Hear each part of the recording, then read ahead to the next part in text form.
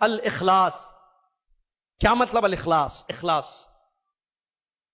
دل میں یہ ہو کہ میرے سارے کام، میری پوری زندگی میرے رب کے لیے ہو. میرا قول میرے رب کے لیے، میرا ظاہر میرے رب کے لیے، میرا باطن میرے رب کے لیے. یہ ہے اخلاص. میں بولوں تو اللہ کو خوش کرنے کے لیے بولوں، آپ کی تعریف سننے کے لیے نہ بولوں. میں لکھوں تو اللہ کو خوش کرنے کے لیے لکھوں. میں نماز پڑھوں، میں روزہ رکھوں، میں حج کروں، میں عمرہ کروں، میں زکات دوں، میں غریبوں مسکینوں کو خیال کروں تو اللہ کو خوش کرنے کے لیے کروں، لوگوں کے لیے نہ کروں. ایک مثال آپ کو پیش کروں. میں اخلاص، مثال پیش کرنے سے پہلے، اخلاص عبادت کے قبول ہونے کی شرط ہے. اگر دلوں میں اخلاص، اور اخلاص کی جگہ دل ہے، اور دل میں جب اخلاص ہوتا ہے تو اعضاء جسمانی پر اس کا اثر پڑتا ہے. الا ان فی الجسد مضغہ اذا صلحت صلح الجسد كله واذا فسدت فسد الجسد كله. اخلاص مطلوب ہے.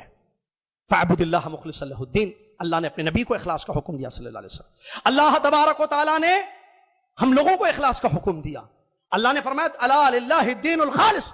دین کی بنیاد اخلاص پر ہے. اور ایک زبردست مثال اخلاص کی قرآن کی آیتوں میں دی گئی ہے. سنیں اس مثال کو.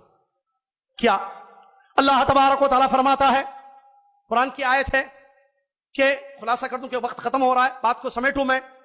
آیت میں اللہ تبارک و تعالی نے مثال دی، بیان فرمایا تم وَإِنَّ لَكُمْ فِي الْأَنْعَامِ الْعِبْرَةَ. چوپاؤں کو دیکھو.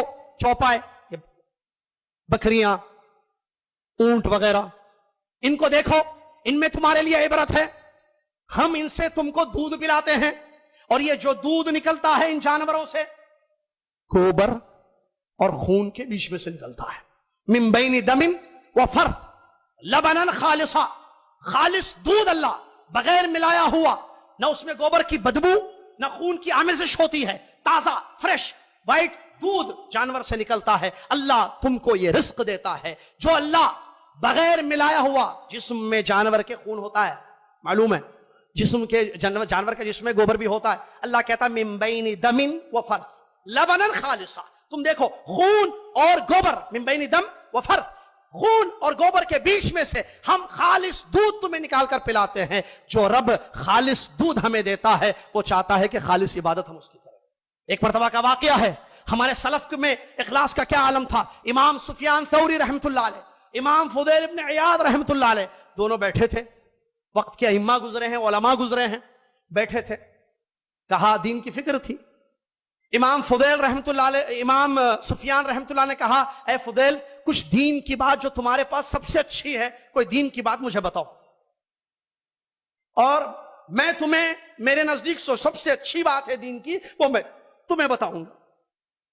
تو کہا ٹھیک ہے. امام فضیل رحمت اللہ علیہ تیار ہو گئے کہ اپنی بات کو پیش کریں ان کے سامنے. کوئی بھی دین کی نصیحت، دینی نصیحت، دینی بات اچھے طریقے سے بتاؤ تم مجھے. تو امام فضیل رحمت اللہ علیہ نے بتا دیا ان کو. اس کے بعد سامنے والے ساتھی کی باری آئی، امام سفیان رحمت اللہ علیہ کی. اب وہ بھی تیار ہو گئے. کوئی اچھی سی پیاری سی بات جو ان کے نزدیک میں، ان کی نظروں میں بڑی اچھی ہے دین کی بات، وہ بتانے لگے. جب یہ بتانے لگے تو زار و قطار امام فضیل ابن عیاض رحمت اللہ علیہ رونے لگے. امام سفیان کو سمجھ میں نہیں آیا کیا بات ہے بھائی، کیوں؟ بات ختم ہوئی تو کہا اے امام، اے فضیل رحمت اللہ علیہ، آخر کیوں تم اتنا رو رہے تھے جب میں بات بتا رہا تھا؟ امام فضیل رحمت اللہ علیہ کہتے ہیں کیا حال ہے ہمارا، میرے نظر میں جو سب سے اچھی بات میں تیار کر کے بتا رہا ہوں اور تم اپنی بات بتا رہے ہو، اللہ کے لیے کیا باقی ہے؟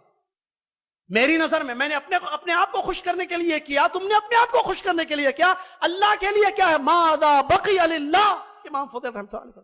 یہ اخلاص کا عالم تھا میرے بھائی. ایک بہت اچھا قول جو مجھے نظر آیا، میں نوٹ کر کے لایا. بتاؤں اخلاص کی پہچان کیا ہے؟ علماء بڑی اچھی بات کہتے ہیں. اخلاص کی پہچان یہ ہے کہ ان یستوی عندک من ذمک ومن مدحک. اخلاص کی علامت یہ ہے کہ آپ کی زندگی میں وہ انسان جو آپ کی برائی کرتا ہے، وہ انسان جو آپ کی تعریف کرتا ہے، دونوں ایک ہی ہیں. یہ ہے اخلاص. کیا بات ہے، دیکھیے غور کیجئے اس جملے پر. اگر کسی نے آپ کی تعریف کی تو اس کا مقام آپ کے پاس، اور کسی نے آپ کی برائی کی اس کا مقام آپ کے پاس. دونوں میں کوئی فرق نہیں ہے آپ کی زندگی میں. کیوں؟ کیونکہ آپ کا عمل کس کے لیے ہے؟ اللہ کے لیے ہے. آپ جب اللہ کے لیے کر رہے ہو، کوئی تعریف کرے کوئی برائی کرے، اس سے کیا لینا دینا ہے؟ کیونکہ عمل کس کے لیے ہوا؟ دل میں کیا ہے؟